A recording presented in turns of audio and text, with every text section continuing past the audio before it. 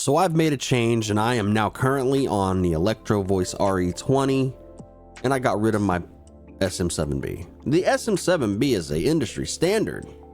That's what they say. But the RE20 came out years before the SM7B. So where's the hype? Let me tell you where the hype is. It's right here in this microphone. This microphone's badass. I'm not gonna lie, but I'm gonna go through my settings to help you get some settings going for your podcast, your stream, whatever it is. Anyway, let's dive in. Stay with me.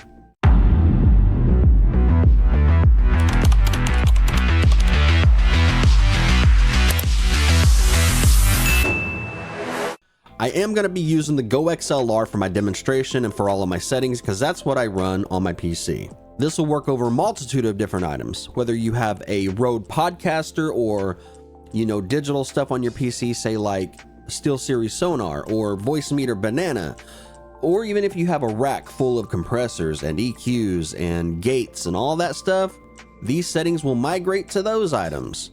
Let's go ahead and dive into the GoXLR so I can show you the settings that I'm using to make this mic sound the way it sounds. Alright, so with this microphone, it does require anywhere from 52 or 54 to 60 decibels of gain. It does require less gain over the SM7B to get a good signal.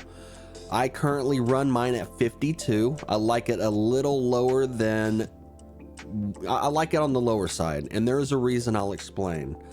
So I set my gain to 52. Let's go with the gate. My gate, if you have a gate on your program or on the Rode Podcaster, I set my threshold to -52, attenuation to 85%. If you have that to 100, that means that acts as like a door. So at 100%, the door is closed.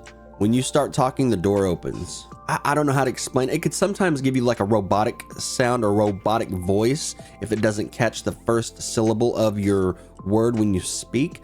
So I run 85, so the door is a little bit open. That gives me more room for my vocals to come through the gate. Fast attack because I do want it to hit it quick. Hit it quick. And a slower release so it stays open a little longer before it closes. Let's move on over to the EQ. I drop a little bit off of that very low end -4 to take out any rumble. 63 hertz -2.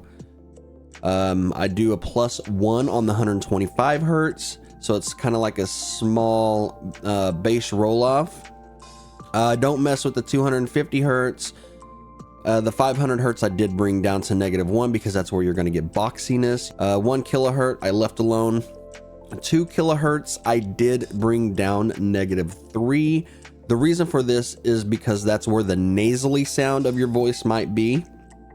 So I dropped the 2 hertz down to -3. I left the 4 alone. 8 kilohertz I dropped to -2 just to control the sibilants like the S's and the T's, and I just left alone the 16 for the air. This was a good starting point for me. This could also be a good starting point for you. You can make adjustments throughout. Compressor. Now, I was saying earlier I like my gain to be lower because I bring it back up in the compression. If I have my gain set to say 58, and then I go and do compression and bring the volume back up in the makeup gain, then I'm gonna be over, and it could possibly distort the voice, and I don't want that. So I bring all that back up to make up for that extra gain that I did not use. My threshold I set to -22, 4:1 on the ratio, a super fast attack, so 2 milliseconds. The release 100 milliseconds, I want it a little slower to close. And makeup gain, I go to 10 decibels. I bring the decibels up to 10. And that is the compressor side of things. My de-esser I run at 28. You run it any higher, you can start sounding like you might have a lisp, and you don't want that. So run that at 28. You can adjust accordingly to how it sounds back to you if you do a a vocal recording or a sound recording, listen back to your voice. If you have the GoXLR, you can go into the routing table and turn on your mic and your headphones and you can hear it back. But this right here is the settings that I have used for the Electro Voice RE20 to get the sound that you're listening to right here on this video. So if you like this sound, you can copy all of these settings over and then adjust accordingly. Well, that is my settings for the RE20. I hope it sounds great. I think it sounds wonderful.